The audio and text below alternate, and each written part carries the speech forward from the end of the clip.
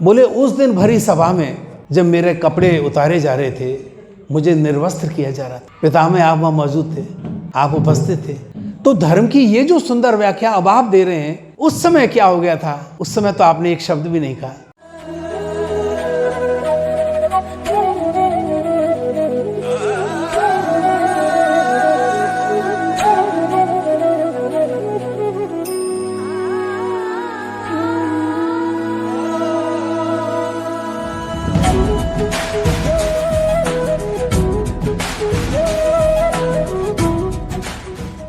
कलिकाल में भगवान का बस नाम ही है। जब श्रीमद् भागवतम की चर्चा हो रही थी तो शुकदेव महाराज ने परीक्षित महाराज से कहा, 60,000 ऋषि आए हुए थे, सब ने अपने अपने तर्क दिए कि ऐसा होना चाहिए, महाराज ऐसा यज्ञ करा लीजिए, क्योंकि उनकी मृत्यु 7 दिन शेष था। तो शुकदेव महाराज जब पहुँचे तो उन्होंने महाराज को श्रीमद् भागवतम के शरण की संस्तुति की, जिसे सभी ऋषियों ने उसे स्वीकार किया, क्योंकि शुकदेव महाराज के जो पिताश्री हैं व्यासदेव महाराज, वो भी वहाँ पर वेद व्यास जी भी उपस्थित थे। जो कलिकाल है, कलिकाल शुरू हो रहा था और द्वापर जा रहा था, तो 2 युगों की ये संधि बेला थी और सब लोग इसे देख रहे थे कि अब ऐसा युग आ रहा है कि जब पाप और कलह हर घर में हर जगह बढ़ती चली जाएगी। तो शुकदेव ने कहा, कलौ दोष निधे राजन अस्ति ही एक महान गुण, कीर्तना देव कृष्णस्य मुक्त संग परम ब्रजेत। बोले महाराज, ये जो कलिकाल है ये अवगुणों का घर है, दोषों का सागर है, यहाँ कोई अंत ही नहीं है, कोई अच्छा काम है नहीं, सब दोष ही दोष हैं इसमें। तो यहाँ पर आपका जो यज्ञ है, तपस्या है, इस काल में कुछ नहीं चलेगी, न उसका कोई फल मिलेगा। बोले लेकिन इस कलिकाल में एक महान गुण है, बस एक ही है, वो है भगवान के नाम का गान, हरि नाम का जो संकीर्तन है, बस कलिकाल की एक ही ये औषधि है। बोले इसका जो भी सेवन करेगा वो कलिकाल के सारे पापों से मुक्त हो जाएगा। और आज से 550 साल पहले भगवान चैतन्य महाप्रभु ने, जो भगवान कृष्ण का ही अवतार हैं, उन्होंने भी इसी महामंत्र की स्तुति की है, हरे कृष्णा कृष्णा कृष्णा हरे हरे, हरे राम राम राम हरे हरे। ये 16 अक्षर का जो नाम है, ये कली संतरण उपनिषद है, हमारे से 128 उपनिषदों में से एक है, जिसमें हरे कृष्ण महामंत्र की संस्तुति की गई है कि ये दवा है, क्योंकि जाने अनजाने हमसे तमाम पाप होते रहते हैं। हम कितना ही कोशिश करें, हमारे पैर के नीचे कुछ आ जाता है, कोई चींटी है, हमको पता भी नहीं है और वो हत्या हो गई, तो अनजाने में भी जो दोष है उसकी सज़ा तो है। कोई ये कहे कि मैं तो बंदूक हवा में चला रहा था और गलती से वो कोई बच्चा सामने आ जाए, उसको लग जाए और हत्या हो जाए, तो अनइंटेंशनल, उनकी इंटेंशन खराब नहीं है लेकिन हत्या तो हो गई, तो उसकी सज़ा निर्धारित हो जाती है। तो हमारे तमाम ऐसे दोष हैं जिनके बारे में हमको पता नहीं है और जाने अनजाने होते रहते हैं। तो बोले इन सब के लिए जो महामंत्र है भगवान का, ये सबसे ज़्यादा प्रभावकारी है, और इस मंत्र का जो प्रभाव है हम अपने जीवन में इसे अनुभव कर रहे हैं, ये इतना प्रभावकारी है। इसलिए हम सबसे हाथ जोड़कर हमारी सबसे प्रार्थना है, आप जो भी कर रहे हैं वो कीजिए, बहुत अच्छा है, क्योंकि भगवान तक पहुंचने के तमाम रास्ते हैं, सारी नदियां एक समुद्र में जाके मिलती हैं। हमारी पूजा की विधियां अलग हो सकती हैं, लेकिन सबका उद्देश्य एक ही है, भगवान के शरणागत होना। तो हरे कृष्ण महामंत्र जो है ये बहुत ही प्रभावकारी है, और इस महामंत्र की जब बार बार हम इसका रिपीटिशन, इसको बार बार बोलते हैं, दोहराते हैं, तो इसकी जो दिव्य ध्वनि है वो मन पर जमे कलमश को, मैल को उतारती है, जो कि सबसे बड़ी हमारी समस्या है। आज हर तरह से वातावरण हमारा इतना दूषित हो रहा है कि हम शुद्धता का कहीं भी अनुभव नहीं करते। अगर हम सोचें कोई ऐसे पवित्र स्थान पर चले जाएं तो वायु भी प्रदूषित है, स्थान भी प्रदूषित है, हमारा खान पान भी प्रदूषित है, हर तरह से। और भगवान जो हैं उनके पास आने की एक गारंटी है कि आप आ तो सकते हैं, लेकिन आपको कैसे आना होगा? शुद्ध होकर। शुद्ध होकर ही हम भगवान के पास जा सकते हैं।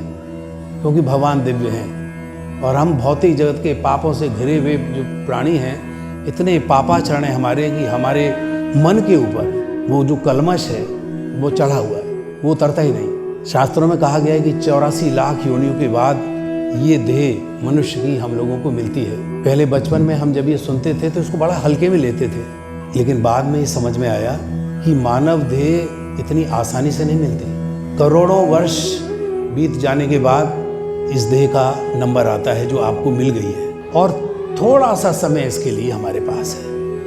कोई नहीं जानता कब यहाँ से चलना शुरू हो जाए। तो इसलिए जब तक हम इस पृथ्वी पर हैं, भगवान के नाम का गुणगान करें। कितना करें? सुबह करें, शाम करें, दोपहर करें।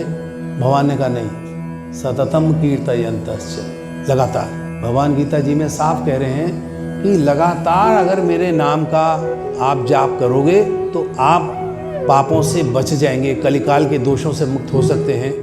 नहीं तो जैसे ही हमने नाम छोड़ा, पाप हमें घेर लेते हैं आगे। तो ऐसा साबुन जो दिन रात हमारी सफाई कर सके, कहाँ से लाएं? तो ये मंत्र ही है। इस मंत्र का हम नाम लें और हमारे मन की सफाई हो जाएगी। अब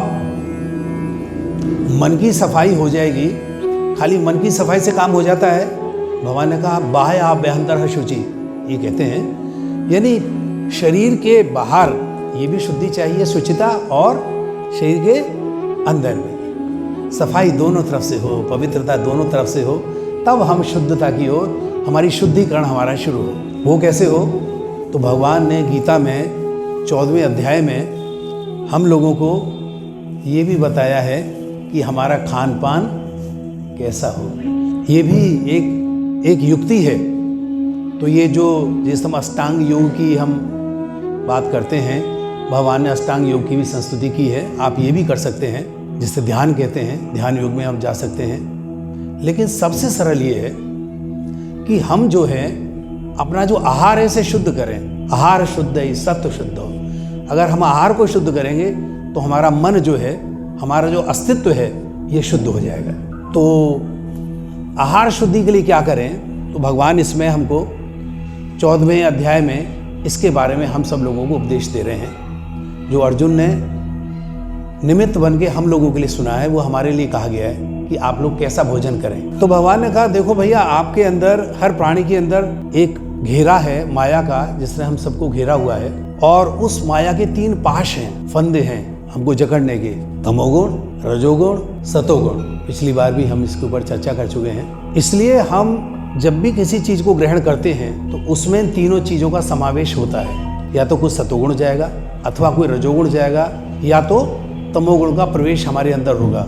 3 तरह से, मन से, वाणी से और कर्म, यानी भोजन जो हम लेते हैं उससे, जो सीधा भोजन ग्रहण करते हैं। भोजन एक कर्म है। तो बोले इस कर्म करते में भी अशुद्धि की संभावना है। तो भगवान ने कहा भोजन भी इसीलिए 3 तरह के हैं। एक तो सात्विक भोजन, एक राजसिक भोजन और एक तामसिक भोजन। तो बोले इस जगत में प्राणी 3 तरह का भोजन करता है, और ये इसलिए कि वो उसके ऊपर तीनों गुणों का प्रभाव है, इनसे बच नहीं सकते। जब तक यहाँ है ये तीनों गुण के हिसाब से ही हमारे यज्ञ, हमारे तप, हमारा दान और हमारा आहार, ये 4 चीजें इसी तरह से ली जाती रहेंगी। भगवान ने इसको बताया है, इसमें इसके भेद बताए हैं। तो उन्होंने कहा कि वो फिर सबसे अच्छा वाला सात्विक गुण में अगर हम भोजन करें तो वो कैसा होता है? तो भगवान कह रहे हैं आहारस्य सर्वस्य त्रिविधो भवति प्रिय यज्ञस्तपस्तथा दानम येषां भेदम इमं शृणु। और कहते मैं आपको अब इनके 3 भेद बताऊंगा। तो पहले भगवान भोजन के बारे में बात कर रहे हैं। 8वां श्लोक है आयु सत्व बलारोग्य, आयु सत्व बलारोग्य, सुख प्रीति विवर्धना। आयु सत्व बल आरोग्य, सुख प्रीति विवर्धना। रस्या स्निग्धा स्थिरा, रस्या स्निग्धा स्थिरा, हद्या आहारा सात्विक प्रिया। इसका अर्थ हम कर लेते हैं। आयु जीवन काल, सत्व सत्व का अर्थ है अस्तित्व, बल बल, आरोग्य स्वास्थ्य, सुख सुख, प्रीति तथा संतोष, विवर्धना बढ़ाते हुए, रस्या जो रस से युक्त है, स्निग्धा चिकना है, स्थरा सहिष्णु, हद्या हृदय को भाने वाला, आहारा भोजन, सात्विक सतोगुणी, प्रिया अच्छे लगने वाले। अनुवाद, जो भोजन सात्विक व्यक्तियों को प्रिय होता है वह आयु बढ़ाने वाला, जीवन को शुद्ध करने वाला तथा बल स्वास्थ्य सुख तथा तृप्ति प्रदान करने वाला होता है। जो सतोगुण का भोजन है उसके बारे में, ऐसा भोजन रसमय, स्निग्ध, स्वास्थ्यमय तथा हृदय को भाने वाला होता है। तो ये तो बिल्कुल सेल्फ एक्सप्लेन्ड है, खुद ही सीधा है। भगवान ने इसमें कहा है कि जो सात्विक वृत्ति के लोग हैं, जिसका स्वभाव है भगवान का, जिनका नाम, जिनको भक्ति अच्छी लगती है, भगवान का जिक्र जिनको करते में उनको आनंद आता है, जो भजन करते हैं, जो जिससे मिलेंगे तो भगवत चर्चा ही करेंगे, इधर उधर की राजनीति पॉलिटिक्स या दोष निंदा बुराई नहीं। बोले जैसा स्वभाव, तो ये मान लो उस आदमी का भोजन भी सात्विक ही होगा। जिसका सात्विक स्वभाव है उसका भोजन भी सात्विक होगा। तो बोले क्या होगा? बोले ऐसा व्यक्ति जो है, जो भोजन करेगा वो बहुत सात्विक करेगा। सात्विक ऐसा होता है जिसमें तेज मिर्ची मसाले, चटपटा, कड़वा या खट्टा बहुत ज्यादा ना हो, यानी सरल हो, मीठा हो, सादा हो, और जिसमें चिकनाई हो, यानी दुग्ध का कोई पदार्थ जिसमें होता है उसमें चिकनाई होती है। दूध के जितने पदार्थ हैं, चाहे मक्खन हो, घी हो या उससे बनाई हुई चीज़ें, और तरकारी है, सब्जी है, अन्न है, ये जो हम लोग खाते हैं। तो कहते हैं जो ऐसा भोजन करता है, बोले उसका जो स्वभाव है वो भी सात्विक होगा। सात्विक होगा, पक्की बात है ये। ऐसा भोजन करने वाला व्यक्ति, आपको उसका स्वभाव उससे मिलते ही लगेगा कि हाँ ये सात्विक है। बोले क्यों? बोले उनका भोजन, वो जो ग्रहण कर रहे हैं, ग्रहण करने वाली चीज ही इतनी सात्विक है। तो जैसे कहा जाता है, आप सब लोग जानते हैं, जैसा खाएंगे अन्न वैसा होगा मन। तो जैसा हम खाते हैं वैसे ही हमारे मन की स्थिति भी हो जाती है। क्या हुआ, जब महाभारत का युद्ध समाप्त हो गया तो बाणों की सरसैया पे भीष्म पितामह पड़े हुए थे और उपदेश दे रहे थे धर्म के बारे में। भगवान कृष्ण भी वहां पर उपस्थित थे, जो धर्म का स्वरूप है। सारे पांडव वहां थे और तमाम लोग थे। तो जब वो धर्म के बारे में बता रहे थे, हमें कैसा जीवन जीना चाहिए, कैसा राजा का कार्य होना चाहिए, तो द्रौपदी वहाँ पर उपस्थित थी और वो हंस पड़ी। द्रौपदी की हंसी सुन के सब लोगों का ध्यान गया कि ये पौत्र वधू है उनकी, ये हंस पड़ी। इतने पितामह का सब लोग सम्मान करते थे और वो स्थिति भी बड़ी गंभीर थी। तो सबने द्रौपदी की तरफ देखा। भीष्म पितामह ने द्रौपदी से कहा, बेटा इस हंसी का कारण क्या है? बोले कुछ नहीं पितामह। बोले नहीं, ऐसे स्थान और इस काल में तुम्हारा हंसना, इसके पीछे कोई कारण जरूर होगा और आप निसंकोच होगे इसके बारे में हमें बात कर सकते। तो द्रौपदी ने कहा, पितामह आज आपके मुंह से ये जो धर्म की बातें हैं सुन के बड़ा अच्छा लग रहा है कि क्या करणीय है और क्या अकरणीय है, क्या नहीं करना चाहिए, क्या करना चाहिए। तो ये इस तरह का जो आप उपदेश दे रहे हैं, आज मुझे आश्चर्य हो रहा है। बोले उस दिन भरी सभा में जब मेरे कपड़े उतारे जा रहे थे, मुझे निर्वस्त्र किया जा रहा था, पितामह आप वहां मौजूद थे, आप उपस्थित थे। तो धर्म की ये जो सुंदर व्याख्या अब आप दे रहे हैं, उस समय क्या हो गया था? उस समय तो आपने एक शब्द भी नहीं कहा। उसके विरोध में दुर्योधन को डांटा नहीं, दुर्योधन ये क्या कर रहे हो तुम, यह अधर्म है। तो आज आपसे धर्म की बात सुन के मुझे बड़ी हंसी आ गई। मैं सोचती हूँ मनुष्य का कैसा रूप है, किस तरह से बदल जाता है। आज मृत्यु शैया पे हैं तो आप धर्म का उपदेश दे रहे हैं। तो भीष्म पितामह मुस्कुरा उठे। भीष्म पितामह कोई साधारण मनुष्य नहीं है। इतना ही नहीं है कि उन्होंने इच्छा मृत्यु प्राप्त की हुई है। भीष्म पितामह हमारे शास्त्रों में कहा गया है 12 महाजन हैं और उन 12 महाजनों में राजा बलि भी हैं, भगवान शिव भी हैं, ब्रह्मा भी हैं और उसमें भीष्म पितामह भी हैं। तो इतने महान, इतने धर्म के ज्ञाता जब उन्हें कहा गया तो भीष्म पितामह मुस्कुरा उठे। बोले बिल्कुल ठीक कहा बेटा आपने। बोले अब मैं इसका कारण बताता हूँ। बोले बेटा मैं जिस व्यक्ति का भोजन कर रहा था उसका नाम दुर्योधन है। दुर्योधन शब्द का मतलब ही है बुरा। तो उसने जो अर्जित किया भोजन, वो पाप से अर्जित किया, पांडवों का हिस्सा लेके, अन्याय से, अधर्म से, जबरदस्ती उनके साथ। तो बोले उस पाप के भोजन को मैं वहां खाता रहा। तो बोले इतने वर्षों तक उस पाप का भोजन खाते खाते मेरे मन की स्थिति भी पाप से पूर्ण दूषित हो गई। तो बोले मुझे धर्म और धर्म का विवेक तो था, लेकिन मैं जिस व्यक्ति के यहाँ भोजन कर रहा था वो पाप से परिपूर्ण था, और ऐसा पापपूर्ण भोजन करते हुए मेरी बुद्धि भी दूषित हो गई, मेरा मन भी